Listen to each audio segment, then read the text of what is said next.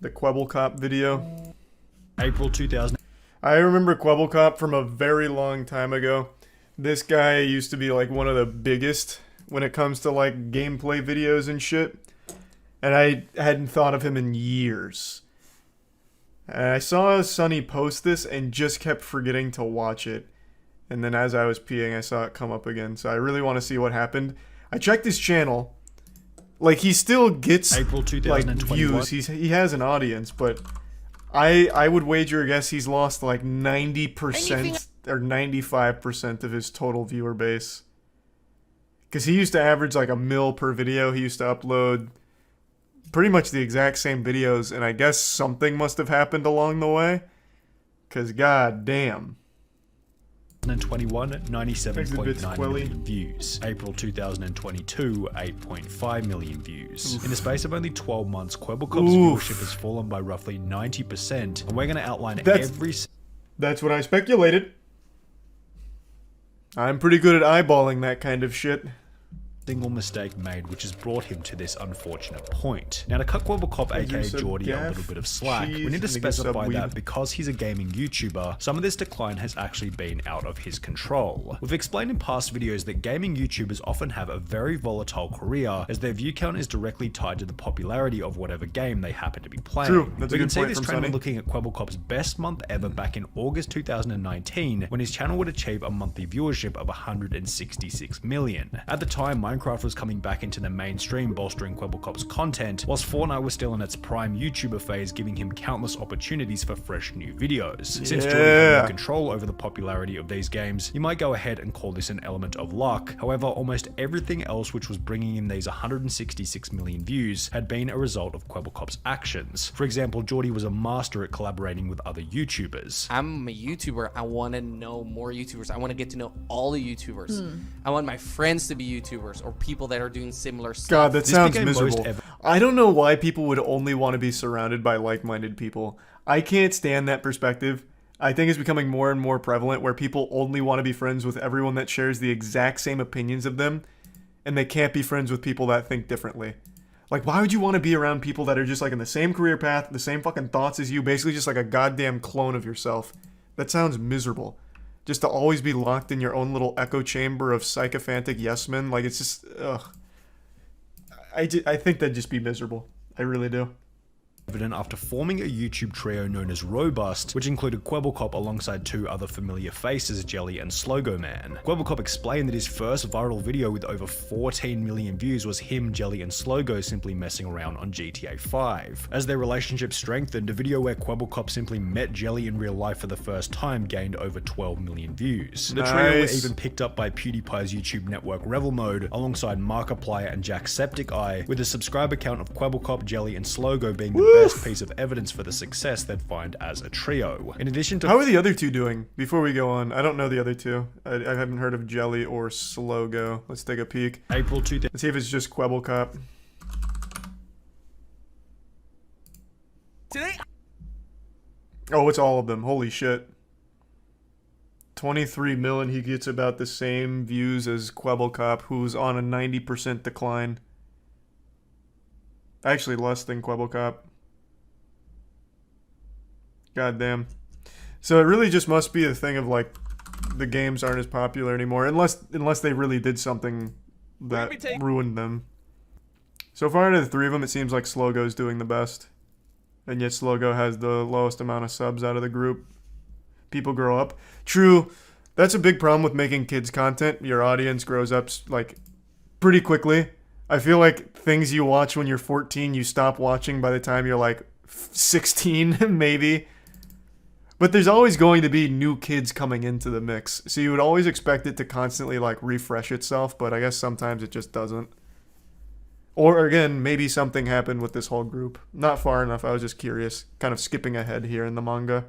the best piece of evidence for the success they'd find as a trio. In addition to forming the robust group, Geordie began dating fellow YouTuber Azzyland in 2016, with Azzy herself having a multi-million subscriber count at the time, meaning that they could collaborate on various different videos, providing further growth for each creator. Yet the overwhelming driver behind Kwebbelkop's extreme viewership was without a doubt his laser focus on the content in combination with an unwavering work ethic. After beginning his channel, Geordie made a commitment to upload one video every single day, which he would continue for a period of over 9 years. 27th of August 2012, I said to myself, I'm never gonna miss a day of uploading, no matter what happens, and every day I'm gonna make a video that's better than the one before. Additionally, all of his energy was being focused on one channel only, ensuring that the one daily video was always of the highest quality. Every day I worked on it, every day I studied it, I watched tutorials, I read articles, I spoke to people, I practiced, and every day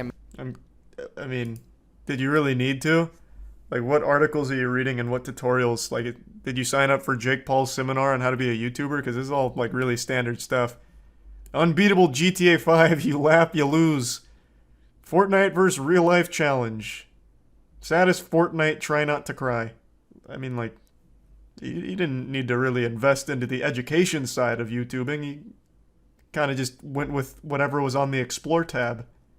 Quality. Every day I worked on it, every day I studied it, I watched tutorials, I read articles, I spoke to people, I practiced, and every day I made new videos. And within this daily upload, it was obvious that Kwebbelkop's goal was to ensure the most optimal experience for the audience. I was making videos that my audience loved watching, right? So I asked myself, what does my audience love the most? Each of those clips from Kwebbelkop's discussion on the legitimately Watchtime podcast also displayed just how switched on he was in terms of personal development and the correct attitude required in order to grow a successful YouTube channel. So if he had the correct attitude and mindset in order, why after 5 years of gaining an extremely consistent 100 million views per month did this number drop to between 5 and 15 million over the course of only a year? Well, in order to answer that question, let's begin by looking at a Twitter post made by Kwebbelkop in early 2020. Before things go any further, I want to address the rumors. After 3.5 years of being together, Azzy and I recently broke up. I have nothing but love and respect for this beautiful, smart, and caring woman. Please respect our privacy, thank you, which was accompanied by a video approximately 1 year later, conveniently just pretty good post about it, I suppose. Explaining the reason behind their breakup. Why did you guys break up? Well, as you guys might know, I'm from Amsterdam, the Netherlands, and Azzy is from Canada. And it was a long distance relationship. Once the honeymoon phase was over, we realized that we're two people from completely different places. However, it would still be a little far-fetched to blame Kwebbelkop's decline in viewership on nothing but this separation. Sure, he had one. Didn't they live together? Weird spot to pause this. Didn't they live together? I thought I vaguely recalled them living together. Long distance for 3.5 years. I mean, that's got to be a world record. Honestly, they should be very proud of that. Making that work for 3.5 years. No, they never lived together. Crazy. I had no idea. That's a good run then. No shame there. 3.5 years on long distance. Fuck me, you made history. Person to collaborate and make videos with. However, if we take the date of Geordie's separation announcement, March 2020, and place it alongside his view count at the time, he actually went up in views after breaking up with Azzyland. Of course, there were other factors at play during this time, such as people being at home and therefore watching more YouTube due to the pandemic, yet as an overall, the data doesn't really suggest that this breakup had much of an impact on his eventual decline in views. However, it wasn't only Azzyland that Kwebbelkop would stop making videos with. After 5 years of filming together, the robust trio being Kwebbelkop, Jelly, and Slogo would also slowly disintegrate. Oh no! Instead of playing with Geordie, who was busy making various reaction videos, Jelly and Slogo replaced him with a different YouTuber by the name of Crainer, which was noticed by fans on Reddit. The last thing I remember was that Kwebbelkop was playing Minecraft with Jelly and Slogo Man in Robust Town. Now everything has changed. Jelly and Slogo Man replaced Kwebbelkop with Crainer in a new Minecraft server. Kwebbelkop made his own solo play, and right at this moment he's only doing reaction videos. What is going on? Anyone got the explanation for it? Why is he now not playing with his friends anymore? Why isn't he playing games anymore? Is he gonna— How's Crainer doing? We got a new player into the mix here. Did Crainer take over Kwebbelkop's title? His throne? About the same as the others. They're all kind of in the exact same area code here. Gonna maintain it like this, or will he come back to his own self again? First he took down the vlogs, but then he stopped playing with friends. As this became an increasingly common discussion in Geordie's comments section, he'd upload a video titled Why I Left Jelly and Slogo, explaining that— That's the exact same thumbnail from the Azzy breakup. This man only has one sad face? Come on. You studied articles. You read books or whatever about YouTubing. You know you've got to switch up the crying thumbnail. This one should have at least had like one of these. Maybe like the shocked face. Like, you can't keep reusing this shit, Kwebbelkop. I see what's gone wrong here. Unbelievable. That as a result of making video after video with the group, each of which following a similar narrative, Kwebbelkop felt as though he wasn't growing due to a lack of creativity. I saw that my creativity was running out. I was just doing things with the group. I was going into that direction. I realized that I stopped growing as a person and that I just stagnated in life, and I was just doing the same thing. Geordie also explained that at around the same point in time, he had become depressed, which made him feel as though he was holding the group back. I ended up getting a depression, which I've never, ever said anywhere publicly, but it was also holding them back because I couldn't give them the energy that they needed to make these videos good. And as a result, he began to participate in fewer and fewer recordings. It wasn't a clear-cut, bye guys, see you tomorrow, and instead it was me joining less and fewer recordings. From this point onwards, Kwebbelkop was no longer making videos with the group, which had helped him to become so successful in the first place. He then began I don't think it was the group. YouTuber going by the name of Tiger, yet this would also end in another bit of drama. Oh, no. Me and Kwebbelkop got into a fight, and after this fight I was pretty much left with nothing. Kwebbelkop found Tiger when he was still a small YouTuber, and while the details aren't public, it seemed as though Kwebbelkop offered guidance and growth to Tiger in exchange for part or full ownership of the channel. I'm like, this guy could be a really big YouTuber.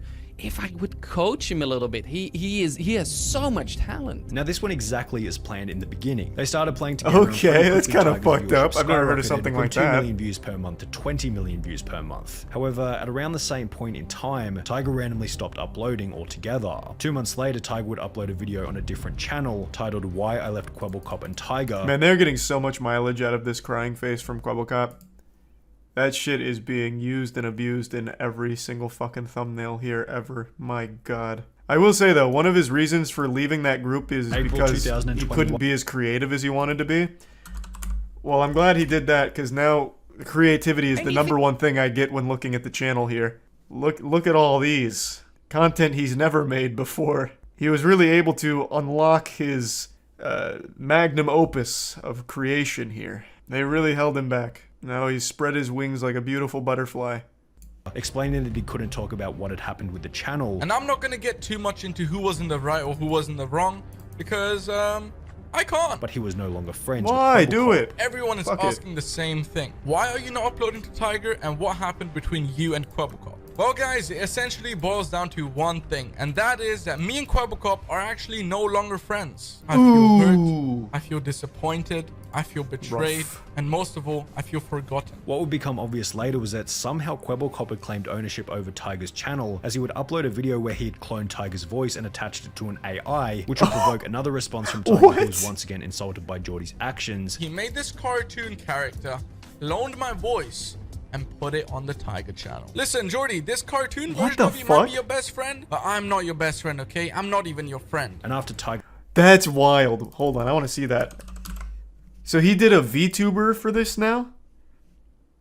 Oh, Liger. Oh wait, no, this is his new channel. Oh, I must have deleted the other one. Man made a VTuber and an AI speech pattern for him? Bro, that's evil genius right there. That's Galaxy Brain. What is the channel down? Does anyone know for sure? Thanks for some dish in the Prime Funky. Man isekai'd him as a VTuber. Yeah. Nah, it's there. Sort by channel. How about this? Tiger GTA 5. Okay, you're right. It just didn't come up from typing in Tiger. I wonder why. Today will be... Okay. It looks like he's not doing it anymore. He must have deleted the video. Damn, that's a shame. I would have liked to see that in its entirety. I bet that looked amazing. Tiger called him out, Kwebbelkop seemed to panic as he would delete every video featuring the AI Tiger clone. The two would make up on Twitter with Geordie stating, "Life is too short to have enemies," yet shortly thereafter Kwebbelkop would end their exchange by blocking Tiger on Twitter. But then for some reason, Nice. my man decided to block me. But you know what, man? I don't care. What's most interesting about this whole interaction is that it Get correlates fucked, I guess. perfectly with the point at which Kwebbelkop's views began to decline rapidly. However, the reason for the impending decline wasn't the drama itself, but rather one discovery made by Geordie throughout the conflict with Tiger, being that he could make an AI character to act as a real person. One of the biggest lessons I've learned in business is that pretty much everything you dream is possible. Cloning yourself, Inspirational. 4 years ago, I was in the middle of a burnout, made 3 videos per day and streamed 2 to 3 hours per day. I wished I could clone myself, so I did. What Kwebbelkop is referring to in this Twitter thread is a channel he launched 1 month after the drama with Tiger, which posts gaming videos and uses an AI character as the main personality within the videos. Now, there's nothing wrong with anyone beginning a second channel, but when looking at the numbers, VTubing? it's obvious that this new AI channel going by the name of Blue was seriously fragmenting Geordie's attention on the main channel. It was launched in May 2021 and began to do 4 million views per month instantly, yet if we look at the Kwebbelkop channel, May 2021 was also the point at which his viewership declined from an average of 100 million views per month to 60 million views per month. Kwebbelkop began to celebrate the strides that his AI channel was doing, yet he also seemed completely oblivious to the massive decline that was happening on his main channel. His average monthly viewership was down by 40 million on Kwebbelkop while he was celebrating 4 million views a month on Blue. It was the very definition of the man who chases 2 rabbits catches neither, and this decline on the main channel such a good brought about expression. further changes, which would ultimately I've make always things liked that even one. worse. Kwebbelkop would upload a video titled "My Most Important Video" with "I quit" in the thumbnail, explaining that he was no longer enjoying YouTube. I'm having a hard time being creative. I'm having a hard time having fun in my job. I'm having a hard time sleep. I'm always goodness. worrying about YouTube, always thinking Just play some about more YouTube. GTA. I'm not enjoying it as much as I was before. Before going on to state that after 10 years he was discontinuing the daily uploads. That's why after 10 years of making daily videos, I quit. I quit making daily videos. Kwebbelkop would finish the video by stating that starting from today, he planned on making top quality content that the audience wanted to see. Starting today, from now on, you can expect my next video to be top notch, to be really and he delivered. flipping good, to be exactly Yes. what you want to see. Yet the first 3 Fuck yes! Yes! And this is what I wanted to see! Upgrading the slowest to fastest animal in GTA 5! Whee! I've always wanted to know! videos posted in the days that followed were him bragging about his $10,000 dog, then him bragging about his custom orange G. $10,000 dog? What did this man buy? Goddamn Chimera? What kind of dog is 10 grand? Okay, so then he started flexing, okay? That's always the signs of insecurity and desperation coming in. Wagon, then him bragging about his $7.5 million penthouse apartment. Uh-oh. Welcome to my $7.5 million penthouse tour. Let's see if this video can hit 100,000 likes. And it's just like, Did it work? It was 5 months ago. Where are we at? Or 6 months ago. Welcome to Fuck! What is Kwebbelkop's community called? His audience? Cops and robbers? What are you doing? Only 35K? Now we'll never get to see more of his $7.5 million penthouse. Quebble flops.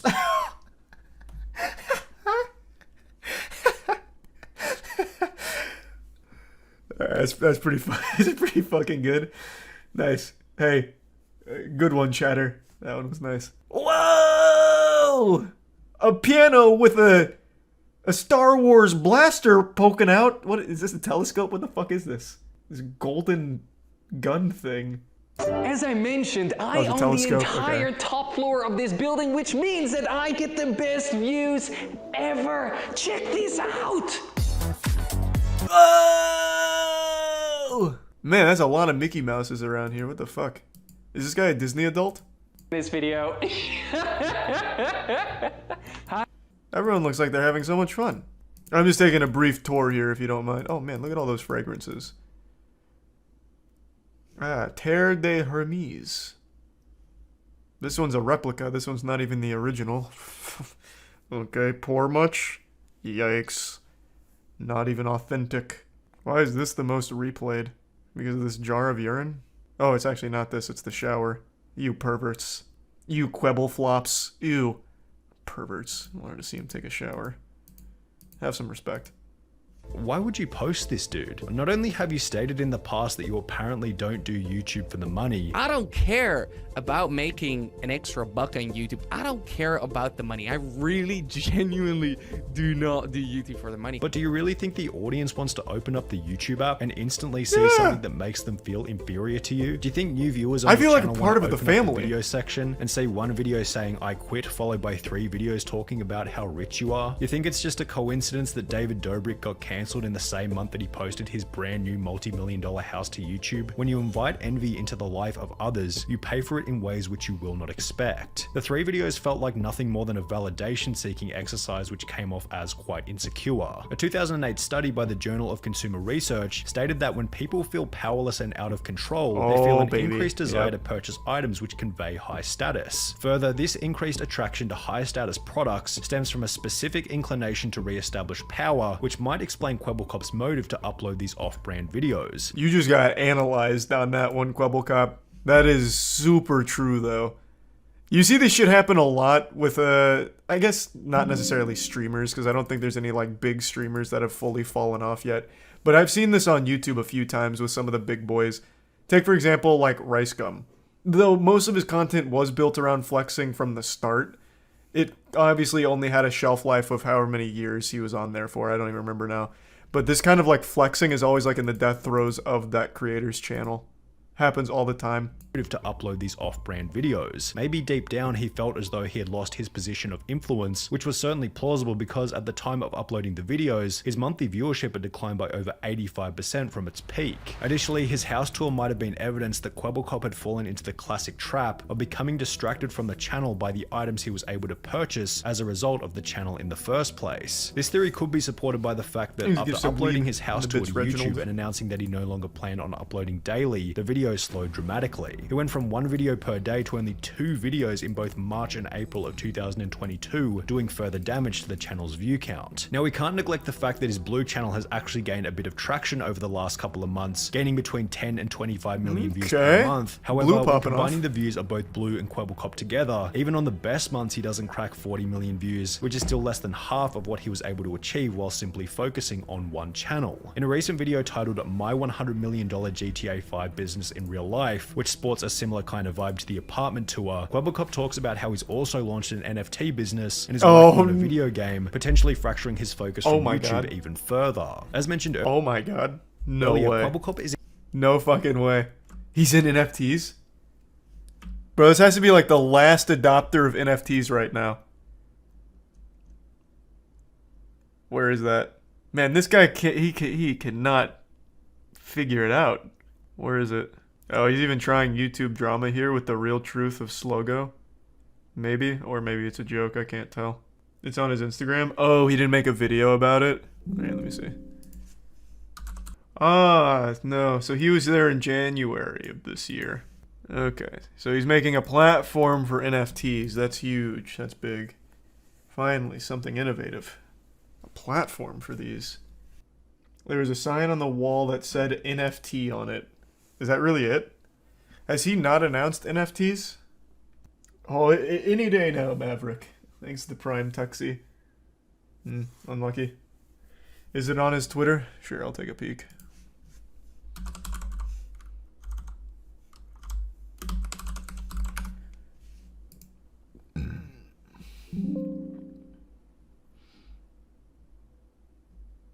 Hey, he met Speed. Speed looks really happy to meet him. Where is the NFTs at? A TikTok Trends newsletter. It's not an NFT. He even used the word free there. That's never associated with NFTs. Okay. I'm just, you know, since I can't find it, I'm just going to assume he has nothing to do with NFTs at the moment.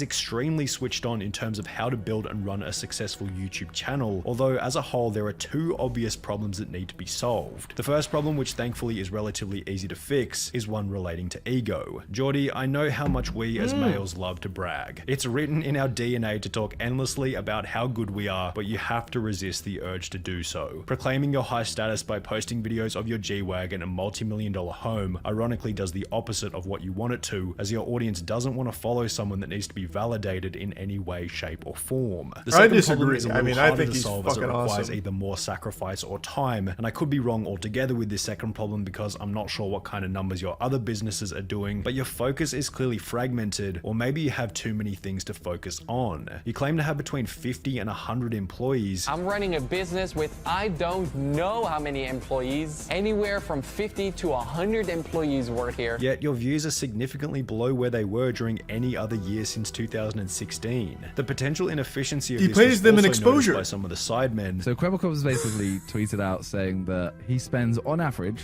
14 days and 14 editors. Oh, is this it? Let me see.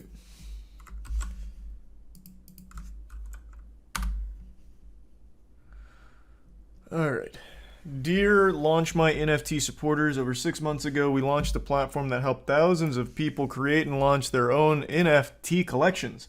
With over 1 million unique wallet addresses who use the platform, it's an understatement to call it a success. How hype. What a saint. What an absolute saint. Man, this one's doing numbers, Kwebbelkop. 37 likes, 12 likes, 10, 9. Woo-wee! To call that a success would be an understatement. Oh, he's stepping away. Oh, hold on, let me finish reading this. What happened? Was started as a hobby project, very quickly turned into a daily job. Working on the project was extremely challenging and new. Meeting so many enthusiastic Web3 supporters was my favorite thing about it. Also very happy that I was able to inspire so many individuals and help thousands of people to creating their own Web3 project.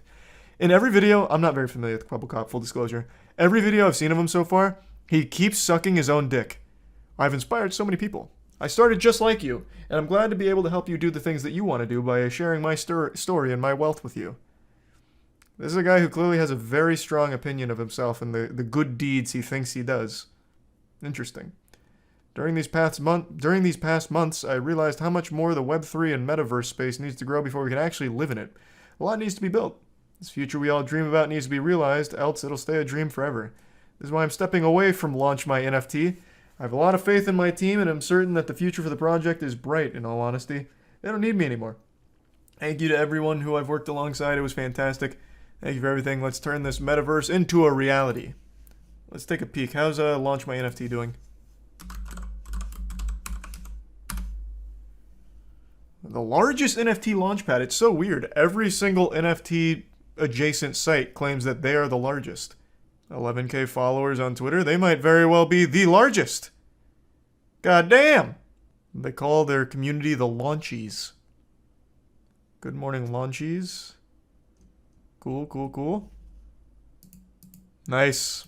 Make one video. Instantly, I'm thinking your team or your process is incredibly inefficient. And while the one step back for two steps forward mentality is a great thing to have, something feels off with the numbers. Maybe you're just bragging about employing way more people than you actually do, and if this is the case, it's just another piece of evidence for the previous point. Quit with the bragging. It's not necessary and adds no value to anything at any point in time. When you appeared on the Watch Time podcast with Muselk, one very mature thing that you said was that you appreciate when your YouTuber friends call you out on things.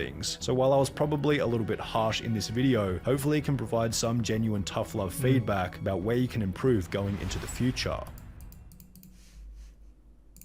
Alright, well that was very interesting. Wow.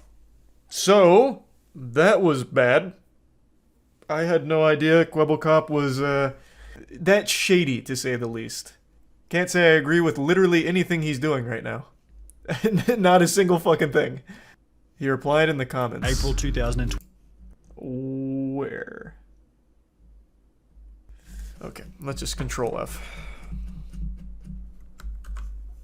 My god, this guy can't even get the top comment here. There we go.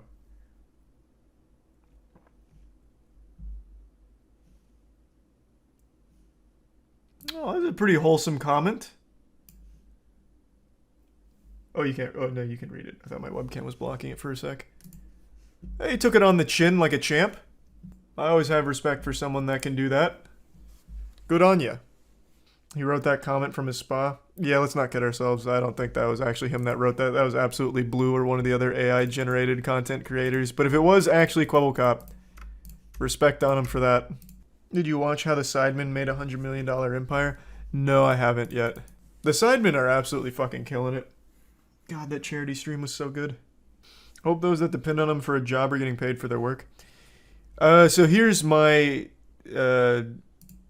belief on it. I don't think Kwebbelkop started that company. I think what happened is Kwebbelkop found that company reached out to Kwebbelkop after the success of Blue, and they use him as their face. I don't think it's actually Kwebbelkop employing those people. I'm pretty sure he is basically just their mouth. I highly doubt he launched that company. Still don't get how he's so rich. Young kids content. Kids content paid a ton back in the day. When you make content geared towards a younger audience, you get premium ads. So your ad rev, your CPM, like, it's crazy. So he made fat bucks. Was he rich before YouTube? I don't know anything about his like history or anything. Give me a second though. I need to go to the bathroom. I'll be right back.